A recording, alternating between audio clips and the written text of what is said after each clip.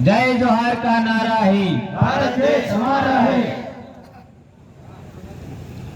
आज सातपुड़ा पर्वतमाला पर हमारे कुलदेव कुलदेवी यहाँ मुगी के देव स्थानक पर आज का जो हमारा युवाओं का पहला कार्यक्रम हो रहा है, जिसमें हमारी समाज के बुद्धिजीवी चिंतक, समाज प्रेमी, बुजुर्ग साथी, बहनें, हमारे भाई, युवा साथी, बेटियां, बेटी, आप सबको मैं अरावली पर्वतमाला की भील आदिवासियों की तरफ से आप सबको जय जोहार करता हूं, आपकी जय करता हूं। भाई ने पवार बोला, परमार और पवार में कोई खास अंतर नहीं है, एक ही है, ये भाषा का अंतर है, ऐसा कहा जा सकता है। मैं इतिहास का स्टूडेंट हूं। आज हमारा यहाँ आना संभव नहीं था, क्योंकि हमारा कल परसों एक बहुत बड़ा हादसा हो गया। इतने लंबे समय तक हम समाज में काम कर रहे हैं, लेकिन कभी ऐसा नहीं हुआ। ऐसा कल परसों हमारा घटना घट गया। उसमें आने वाले समय का युवा भंवरलाल परमार था, वो चला गया। जो आज मेरी छवि है, मेरी बोलने की शैली है, मेरे पास जानकारी है, ऐसा ही मैं देखता था कि ये व्यक्ति मेरा प्रतिनिधित्व आने वाले समय में करेगा। ऐसा एक व्यक्ति हमारे बीच से ना रहा, और मेरा राइट हैंड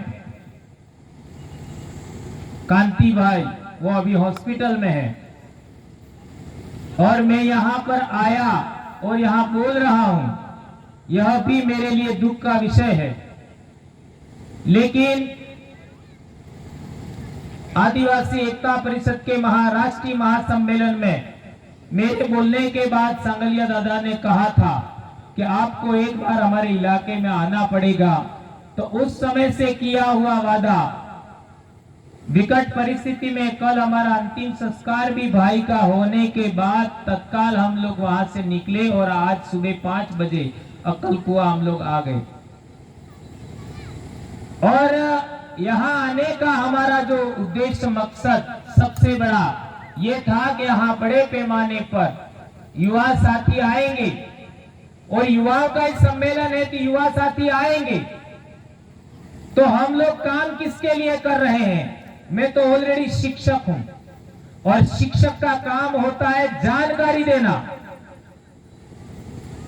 और एक शिक्षक कभी भी झूठी जानकारी नहीं देता, वो सच्ची जानकारी ही देता है। वो चाहे सच्ची जानकारी कड़वी भी क्यों नहीं हो। और मैं तो मीठा बोलने का आदी रहा भी नहीं हूं। वो ही बात बोलता हूं जो कोई नहीं बोलता है। दूसरा आदमी बोलने से कतराता है, वह बात बोलने का आदी हूं मैं। तो आज की तारीख में 30 तारीख को सातपुड़ा में मैं अपनी बात बोल रहा हूं। मेरे उन 2 साथियों को मैं अपना आज का जो वक्तव्य है उनको समर्पित करता हूं। इसमें एक भाई हमारे बीच नहीं रहा, और दूसरा भाई है वो 1-2 दिन में ठीक हो जाएगा। दोस्तों, युवाओं की जहां तक बात आई, हमारे पूर्वजों का नियम हुआ करता था कि सबसे योग्यतम आदमी समाज का नेतृत्व कर सके, समाज की तमाम समस्याओं का समाधान कर सके, और समाज की सुरक्षा कर सके, ऐसे सर्वोच्च लीडर के नेतृत्व में हमारा समाज काम करता था एक जमाने में। और उसी सर्वोच्च लीडर की संरक्षण में नई पीढ़ी के युवा है वो अपना नेतृत्व निखारते थे, सीखते थे, और बेहतर नेतृत्व करने के लिए तैयार होते थे। तो हमारा जो बड़ा नेतृत्व करता होता था वो युवाओं को नियंत्रित नहीं करता था, उनके नेतृत्व क्षमता में बाधा नहीं पैदा करता था, उनको रोकने का प्रयास नहीं करता था। और जैसे ही वो युवा नेतृत्व अपने समकक्ष आ जाता था तो हमारे जो नेतृत्वकर्ता होते थे वो अपने आप अपना नेतृत्व युवाओं के हाथ में दे देते थे और आपका युवाओं का मार्गदर्शन करने का काम करते थे। यह गणतंत्र का सिद्धांत हुआ करता था और ये गणतंत्र का सिद्धांत आदिवासी पूर्वजों की देन है। एक युवा को बेहतर नेतृत्व करने की क्षमता रखता है तो उसको जो पुराना लीडर है वो रोकता नहीं था, बल्कि आपका नेतृत्व है वो अपने आप हस्तांतरित हो जाता था। यह आज भी अनपढ़ गांवों में जब न्याय होता है तब आप देख सकते हो, यह आज भी होता है। लेकिन हम लोगों ने दूसरों के देखा देखी हमने भी नेतृत्व की कला दूसरी बना ली जो हमारे पूर्वजों की देन नहीं है। आज नेतृत्व ऐसा हो गया है, मैं जब तक जिंदा हूं दूसरा मेरे करीब भी नहीं आना चाहिए। ये चीज हमने नहीं किया हमारे इलाके में। हमने तो यह सोचा कि कोई व्यक्ति हमारे करीब आ जाए और हमसे भी बेहतर नेतृत्व करे तो हमें तो खुशी होगा। और एक शिक्षक यही चाहेगा कि मेरा स्टूडेंट, मेरा सिखाया हुआ सामाजिक कार्यकर्ता मेरे से भी आगे बढ़ना चाहिए। ये मेरा तो यही कहना है और यही मानना है। मैं कभी किसी को रोकता नहीं, इसलिए हमारे इलाके में बेहतर नेतृत्व खड़ा हो रहा है। और जहां तक राजनीति की बात करो तो मैं जब तक जिंदा हूं मेरे अलावा कोई नेता ही नहीं होना चाहिए और मेरे मरने के बाद भी नेता पैदा हो तो मेरे ही घर में पैदा होना चाहिए। तो कहां आदिवासियों की रक्षा कर रहे हो? आप तो आदिवासियों को बर्बाद करने का काम कर रहे हो। क्या मैं गलत बोल रहा हूं? यदि मैं गलत बोल रहा हूं तो आज ही सवाल करिए मेरे से। आपके हर एक प्रश्न का मेरे पास जवाब है। हम लोगों ने दूसरे समाज के सिद्धांतों को पकड़ा, दूसरे समाज के लोग हैं उनका जो नेतृत्व करने का तरीका है वो हमने सीखा। मैं इतिहास का स्टूडेंट हूं, इतिहास में नेट किया है मैंने। मैं आपसे सवाल करना चाहता हूं, हमारे देश में राजवंश हुआ करते थे, राजा का बेटा राजा, राजा का बेटा राजा, राजा का बेटा राजा, ये एक तरीका था। और उसमें भी कौन सा राजा, कौन सा बेटा? जो सबसे बड़ा होगा। राजा का सबसे बड़ा बेटा है वही राजा, फिर उसके बाद बड़ा बेटा वही राजा। एक भी राजतंत्र ऐसा नहीं हुआ जो 7 से 8 पीढ़ी आगे बढ़ा, खत्म हो गया, खत्म हो गया। और आदिवासियों की गणतंत्र प्रणाली में क्या था? कोई भी राजा 10 से 12 साल से ज्यादा राज नहीं करता था आदिवासियों में, 10 से 12 साल, क्योंकि उतरे नहीं, उसके पीछे वाला व्यक्ति उससे भी ज्यादा योग्य बन करके आ जाता था। इसी वजह से हमारा समाज अहिंसक रहते हुए, श्रेष्ठ मानव मूल्यों के रहते हुए आज तक जिंदा है और आज तक हमारे समाज को कोई पराजित नहीं कर पाया। जिस दिन हमने वही राजतंत्र का तरीका सीख लिया उसी दिन से हमारे समाज का पतन होना शुरू हो गया है। और राजनीति की आप बात करते हो, देश में कितने सांसद हैं? सांसद को क्या बोलते हैं? खासदार। टोटल कितने खासदार है बेटा? आप लोग बताओ, आप बेटियां, आप पढ़ने वाले बच्चे हैं। 48 के 47? कौन बताएगा? ये तो दादा बोल रहे हैं, और कौन बताएगा? ये हमारी जानकारी में होना चाहिए। 47, 47,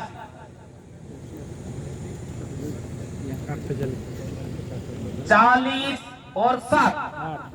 ओके बेटा, 47 समझ में आया हिंदी में? 47 आमदार खासदार हर 5 साल में दिल्ली जाते हैं। क्या आपके समाज की आवाज पिछले 75 साल में इन 47 खासदार ने उठाई? हाँ या ना तो बोल सकते हो ना?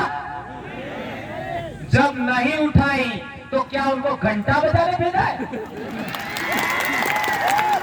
क्यों भेजा है? ये सरदार सरोवर डैम बना, उकाई डैम बना। भाई मेरे भाई अछालिया साहब कह रहे थे हमारे देवस्थल डुबा दिए, हमारा उधर कड़ा डैम बना। आज तक एक भी आपका एमपी आदिवासी समाज की समस्याओं पर नहीं बोला,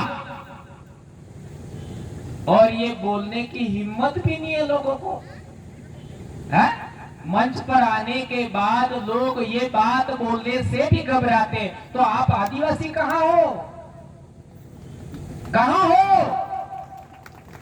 अरे सच बोलने की हिम्मत नहीं है, काहे के आदिवासी हो? मैं 2011 से बीमार हूं, ये सफेद दाग का। मेरे एक ऑपरेशन हो गया है, 3 बीमारियां आज भी है, लेकिन मैं धड़ल्ले से बोलता हूं, जो करना है कर लो। मैं बाप की अकेली संतान हूं और एक शिक्षक हूं, और शिक्षक का दायित्व है, शिक्षक का कर्तव्य है। मुझे संविधान ने 51 आपको कलम के तहत अनुच्छेद के तहत अधिकार दिया। मेरा कर्तव्य है कि मैं समाज के लिए, देश के लिए, संविधान के लिए मेरे समाज को जागृत करूं और सच बोलूं। ये मुझे अधिकार मिला है, कर्तव्य है मेरा, तो मुझे बोलना चाहिए। आज तक हमारे नेताओं ने दिल्ली में संसद में हमारी बात नहीं उठाई, तो क्या करना चाहिए? है? भाई कह रहे हैं हटाना चाहिए, तो हटा के कहां ले जाएंगे? कहां ले जाए?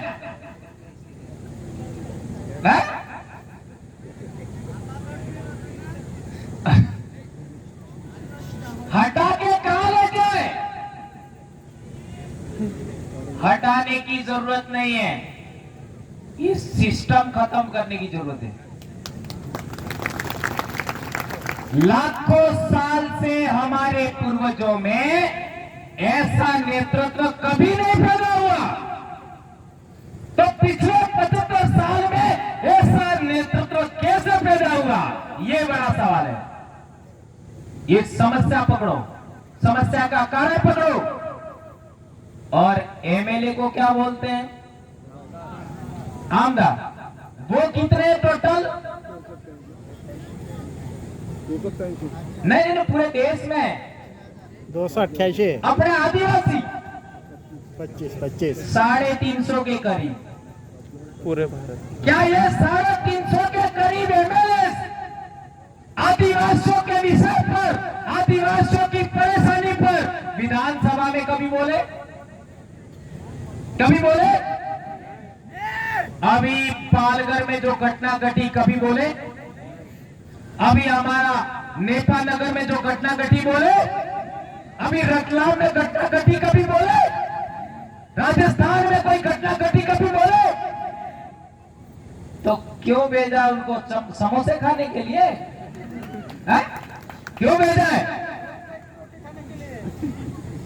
आप लोग कह रहे उनको हटाना चाहिए, हटा के कहां ले जाए? ये सिस्टम बदलना है। और सिस्टम कैसे बदलेगा? देश आजाद नहीं हुआ था, देश आजाद नहीं हुआ था, देश में संविधान नहीं बना था। उस समय इन लोगों ने योजना बनाई कि आदिवासियों का लीडरशिप कैसा होना चाहिए। इसके तहत हमको सिलेक्शन का पावर नहीं दिया, हमको केवल इलेक्शन का पावर दिया है। सिलेक्शन का पावर किसके पास है? जिसका पार्टी होता है, जिसका हाईकमान होता है, उसके पास सिलेक्शन का पावर होता है। हमारे पास तो केवल इलेक्शन का पावर है, और वो भी ईवीएम की वजह से हाईजेक हो गया। 2013 में सुप्रीम कोर्ट ने जजमेंट दिया, free fair and transparent EVM से चुनाव नहीं हो सकता। आज हम कितने बड़े संकट से गुजर रहे हैं। सिलेक्शन का पावर आपके पास नहीं है तो वो आपका कैसे आपका, आपके परिवार में जन्म ले लिया आपका हो गया क्या? आपका वड़वी है, आपका तड़वी है, आपका राठवा है, बारेला है, बिलाला है, भील है, कोकणी है, ग्वान है, संताल है, मुंडा है, उराव है, तो क्या हमारा हो गया? अरे हमारे घर में जन्मा है, लेकिन ये उसका थोड़ी है। ये किसने बनाया? ये दूसरे ने बनाया। जिस तरीके से छोटा सा बकरी का बच्चा है, भैंस का बच्चा है, उसको डोरी से बांधते हो तो वह तोड़ने का प्रयास करता है। छोटा सा बकरी का बच्चा, क्या बेटा सही कह रहा हूं मैं? बेटियों, तोड़ने का प्रयास करता है, लेकिन उसको टूटता नहीं है। तो फिर वो जैसे जैसे बड़ा होता है, उसके दिमाग में ग्रंथि बैठती है। क्या ग्रंथि बैठती है? कि ये टूटने वाला नहीं है। यदि वो भैंसा होता है, उसको क्या बोलते उधर? पाड़ा। क्या बात है, हमारे भी पाड़ा ही बोलते हैं। वो पाड़ा बहुत ताकतवर होता है, वो रस्सी को तोड़ सकता है, लेकिन नहीं तोड़ता। नहीं तोड़ता। क्यों नहीं तोड़ता है? बचपन में उसके दिमाग में बिठा दिया कि ये टूटने वाला नहीं, टूटने वाला नहीं है। बचपन में हाथी का बच्चा भी तोड़ने लायक होता है, नहीं तोड़ता है। बचपन में दिमाग में बिठा दिया जाता है ये टूटने वाला नहीं है। तो ये बेचारे हैं, उनका तो दिमाग का क्या कहूं मैं। अभी मैं कभी कभी अटपटा सा बोल जाता हूं, लेकिन पहली बार आया हूं, कहीं आपको बुरा नहीं लग जाए, इसलिए वो वर्ड इस्तेमाल नहीं करता। इस तरीके से दिमाग पर कंट्रोल किया हुआ है कि वो व्यक्ति बोलना चाहता है, नहीं बोल पाता है हमारे समाज के लोग। तो अब तरीका क्या है? तरीका ये होना चाहिए कि जिस विधानसभा के अंदर, जिस लोकसभा के अंदर चुनाव हो रहा है, वहां के आदिवासी लोग ही तय करें कि यहां से चुनाव लड़ेगा कौन, और उसी को इलेक्ट करना है। सेलेक्ट भी हमको करना है, इलेक्ट भी हमको करना है। यदि ऐसा कर दिया तो आदिवासियों की स्वतंत्र आवाज विधानसभा और संसद में जा सकती है कि नहीं जा सकती है? बराबर है? गलत तो नहीं बोल रहे हो? मैं गलत तो नहीं कह रहा हूं ना? और आप लोग तो चाहते हो कि युवाओं को आगे आने ही मत दो, है? मेरे जिले के अंदर 96 पंचायत समिति सदस्य जीते, उनमें 40 तो कुंवारे थे। 40, 2 एमएलए जीते, इसमें 1 कुंवारा, और 4 प्रधान मेरे जिले में जीते हैं, उसमें 1 अभी भी कुंवारा है। 1 अभी भी कुंवारा है। और 13 जिला परिषद सदस्य है, उनमें 5 आज भी कुंवारे हैं। सोचो, एक इलाके के अंदर, एक जिले के अंदर, वहां के लोगों ने सिस्टम को बदला, आपका व्यवस्था को बदला, और इस जाजम से सेलेक्ट करने का काम किया और इलेक्ट करने का भी काम किया। तो इतना बड़ा बदलाव हुआ, कुंवारे जनप्रतिनिधि बन गए। तो यही बात पूरे आदिवासी इलाके में, जिसको हम भील प्रदेश कहते हैं, बॉम्बे से लगा करके उदयपुर तक, आपका राजसमंद अजमेर तक, इस पट्टी पश्चिमी भारत के अंदर जिस कॉन्स्टिट्यूंसी का चुनाव है उसी कॉन्स्टिट्यूंसी के लोग मिलकर सेलेक्ट करें इस जाजम पर बैठ करके कि हमारा उम्मीदवार कौन हो, इतना सा बदल देते हो तो आपकी आवाज विधानसभा लोकसभा में उठ सकती है। क्या ये करना चाहिए? कौन कौन चाहते हो? क्या बात कर रहे हो? तो आपको रोका किसने था अभी तक? है? किसने रोका था? सिस्टम ने नहीं रोका था, ये गुलाम बना हुआ है। भंवरलाल परमार को सांगरिया दादा ने इसीलिए बुलाया है, थोड़ी सी ये बंधन है और टूट जाए। कोई भी व्यक्ति यदि हमको बंधन में बांधता है गलत सिस्टम के, तो हमें बंधन तोड़ना होगा। क्या आप तोड़ने के लिए तैयार है? और ये जो लड़ाई है, उस लड़ाई के अंदर हम लोगों को अनुशासन सबसे पहले रहना होगा, जैसा भाई कह रही थी, अनुशासन। और दूसरा व्यवस्था के साथ, और कोई भी बात मैंने कह दी नहीं चलनी चाहिए, एक व्यक्ति ने कह दी नहीं चलनी चाहिए, हमारी सबकी सहमति से ही काम होना चाहिए। इसलिए हम कहते हैं कि हमारा लीडर कौन है, तो हमारा लीडर आम सहमति है। हम ऐसा बोलते हैं, आप लोगों ने सुना होगा, आम सहमति हमारा लीडर है। आम सहमति ये जाजम प्रधान है। हम कभी मंच पर बैठते भी नहीं, जाजम पर ही बैठते। जाजम का प्रधान महत्व है।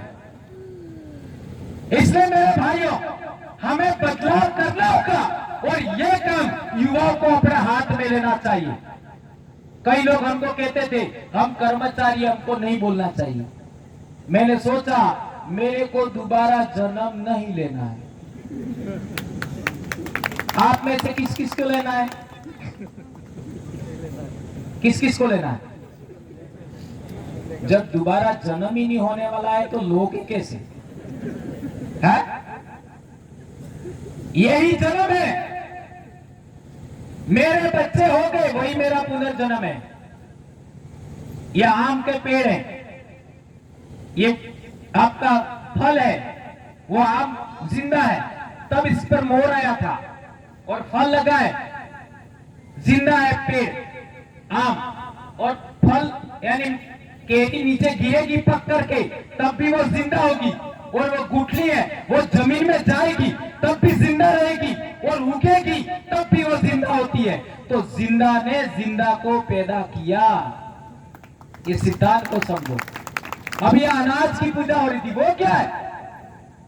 नई उत्पत्ति, नया सृजन करने वाली शक्ति की उपासना है वो।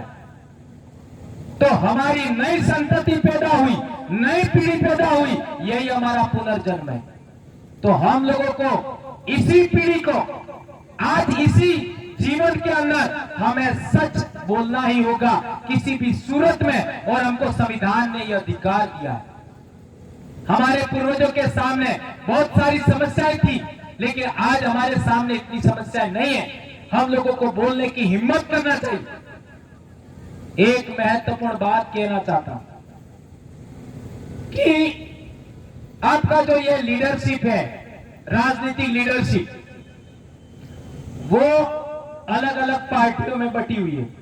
ओके, तो क्या हम लोग अलग पार्टी बना करके ये काम कर सकते हैं? नहीं कर सकते। ध्यान रखो, बहुत बड़ी बात कह रहा हूं मैं। क्यों? क्योंकि वो तो फिर बढ़ जाएंगे। भाई पहले से 3 से 4 आपका राजनीतिक संगठनों में बटे हुए लोग हैं, तो दोबारा एक नई आने पर फिर चौथा बंटवारा हो जाएगा। तो चौथा बंटवारा हो जाएगा तो आपका हमारा संख्या और कम हो जाएगा, तो हम लोग सफल नहीं हो पाएंगे। इसलिए हम लोगों ने ये योजना बनाया कि पूरे समाज को एक ही बात सिखाओ।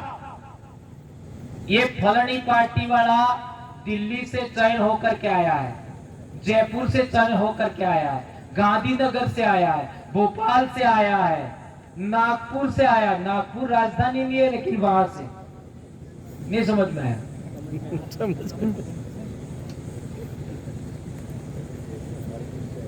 और हमारा आदमी है वो कहां से सेलेक्ट हुआ है? यहीं जाजम से, यहीं जाजम से। इतनी सी बात समझो, और इतनी सी बात हमने समझाई तो मैंने अभी वर्णन किया कैसे कैसे हुआ। पर हमारे लोग ऐसा भी कहते, मैंने सुना है कि 4-5 लोग जिता देने से क्या हमारी सरकार बन जाएगी? ऐसा लोग कहते हैं। क्या हम बहुमत में आ जाएंगे? क्या हमारी सरकार बन जाएगी? अरे भैया 75 साल से तुम्हारी वहां आवाज ही नहीं उठी। एक तो भेजो कम से कम आवाज उठाने वाला, एक तो भेजो। ऐसे भी लोग हैं। इसलिए हमारा कहना है सरकार बने या ना बने, कम से कम हमारे बोलने वाला जाए तो सही। इतना तो बदलाव हो। आदिवासियों के बारे में मीडिया में कोई सवाल जवाब नहीं, कोई जवाब नहीं। कितना भी कुछ भी हो जाए, आदिवासियों के लिए कितने सेफ गार्ड है। 5वीं अनुसूची, वनाधिकार कानून और न जाने एट्रोसिटी एक्ट, सब कुछ होने के बाद भी हमारे साथ शोषण, दमन, उत्पीड़न होता ही है। हमारे अधिकारों का वोलेशन होता ही है। और मीडिया में कोई बात नहीं। और मीडिया ज्यादा बोलेगा तो क्या बोलेगा? ये आदिवासी लोग हैं वो नक्सलवाद की ओर जा रहे हैं, ऐसा बोल देते। हमारे देश के अंदर हर एक चीज की परिभाषा है, लेकिन नक्सलवाद कहते किसको है इसकी कोई परिभाषा नहीं। 2005 में एक पत्रिका, मैंने गुजरात में हम लोग आपका कार्यक्रम था उसमें आए थे, तो उस समय हमको एक पत्रिका मिली थी। उसमें लिखा था गुजरात की पूर्व पट्टी में नक्सलवाद की आहट। इंडिया टुडे का खबर था। आज 2005 से कितना साल हो गया सोचो, आज तक पता नहीं लगा। अभी हमारी ताकत बढ़ते देख राजस्थान में भी बोल रहे हैं पेपर वाले, और अभी हम मानहानि का केस ठोकने वाले बहुत जल्दी। पहले तो बताओ तुमने हमको बोला कैसे? ये हम ठोकने वाला भी। तो मेरे कहने का मतलब ये, लोग हमको डराने के लिए, हमको दबाने के लिए, हमको गलत बोलने के लिए, हमको बदनाम करने के लिए बोलते रहते हैं। अनाप शनाप कुछ भी बोल देते हैं, नेता भी बोल देते हैं, अखबार वाले भी बोल देते हैं, और हमारे डिफेंस में कोई नहीं बोलता, कोई नहीं बोलता। सबके मुंह सिल जाते हैं। इसलिए इस देश के अंदर आदिवासियों की संस्कृति, जल जंगल जमीन के अधिकार और आदिवासियों को बचाना चाहते हैं। आपका ये जो नई पीढ़ी है उसको हम आजाद देखना चाहते हैं, तो हमको नया नेतृत्व खड़ा करना होगा। इसके अलावा कोई तरीका नहीं है। आप जितना भी चाहे कुछ भी कर लो, कोई दूसरा तरीका नहीं है। एक ही तरीका है, संविधान के रास्ते चलना है, लोकतंत्र के रास्ते चलना है, और जाजम से नेतृत्व खड़ा करना है। यही एक तरीका, और इसके अलावा कोई तरीका नहीं। जाओ, और कोई चले या ना चले, कोई बोले या ना बोले, मैं बोलने वाला हूं। और जो नहीं बोलेगा उसके शरीर से कपड़े जरूर उतरेंगे, चाहे वो कितना भी बड़ा होगा। मैं राजस्थान में बोलूंगा, सुनने वाले महाराष्ट्र में सुनेंगे, मध्य प्रदेश में सुनेंगे, और बोल भी नहीं पाया लिखूंगा, लिखूंगा। और सरकारी नौकरी की चिंता भी नहीं।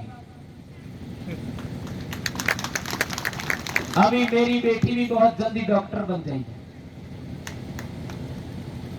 कोई चिंता वाली बात नहीं। लेकिन समाज के लिए सच लिखेंगे, समाज के लिए सच बोलेंगे। और अभी तो बहुत सारे लोग बोलने वाले हो गए। हमारी यहां की एक बड़ी खामी मुझे जो नजर आई, मैं हर बार सम्मेलन में आता हूं और कई लोग मेरे को देख के घबरा जाते हैं, भंवरलाल कुछ न कुछ गड़बड़ बोलेगा। राजपीपला में भी मुझे कहा गया था 2 बातों पर नहीं बोलना, मैं 2 बातों पर ही बोला, जो ना कहते वही बोलता। आपका मध्य प्रदेश में भी ऐसा हुआ, राजस्थान में तो मैंने चढ़ करके बोला और अभी तो मेरे को किसी ने रोका भी नहीं, छोटा उदेपुर। मैं ये इसलिए कहना चाहता हूं कि मैं अकेला सफल होने की सोच नहीं रखता, मेरा समाज और मेरी आने वाली पीढ़ी सफल होने चाहिए, यह सोच रखता हूं, इसलिए बोलता हूं। हमारे समाज में लोग क्या सोचते हैं, मैं अकेला सफल हो जाऊं, मेरा परिवार सफल हो जाए। वे लोग केवल और केवल अपने परिवार से बाहर नहीं सोचते, और तो और अपने खेत से बाहर के खेत के बारे में नहीं सोचते। ये बहुत गंभीर सवाल है।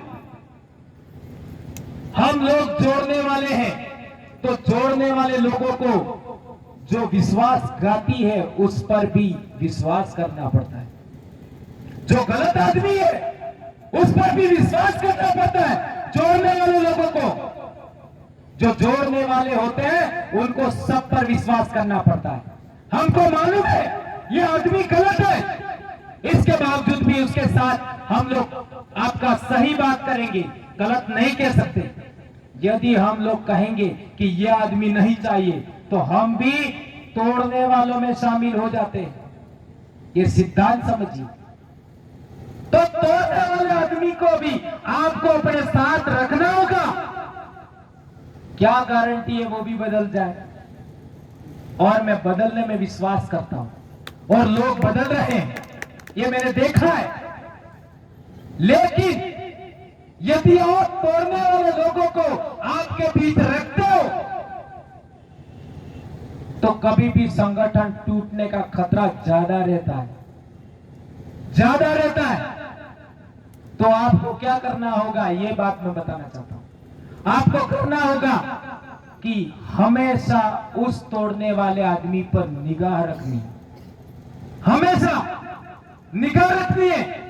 जिस तरीके से जंगल में हिरण होता है और शेर होता है, हिरण तब तक जिंदा रहता है जब तक सचेत रहता है। जैसे ही वो सचेत यानी सावधानी हटी, उसी समय शिकार हो जाता है।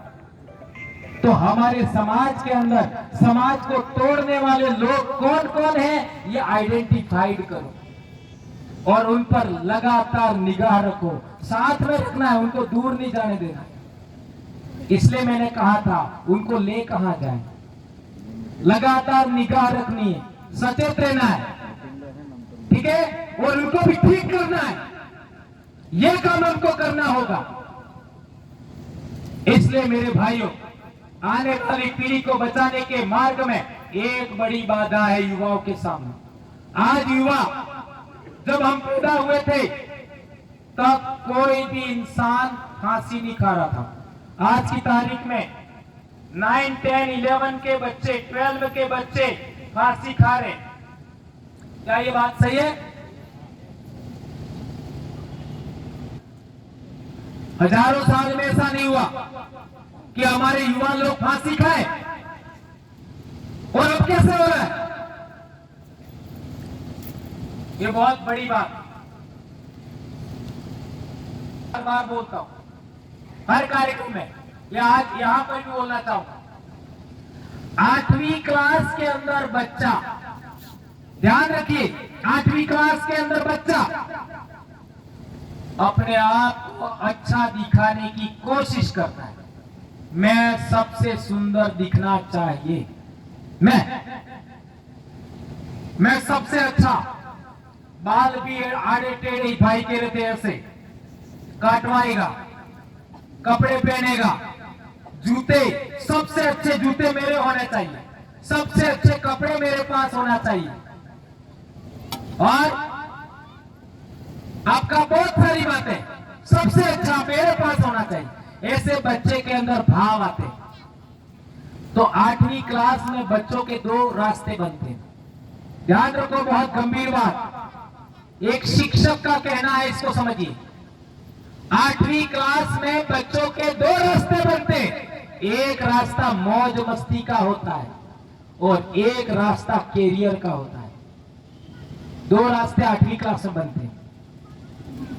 और आपने देखा होगा 8वीं क्लास के अंदर ही बहुत सारे व्रत उपवास के माध्यम से हमारे समाज के बच्चों को पढ़ाई से दूर करवाया जाता है।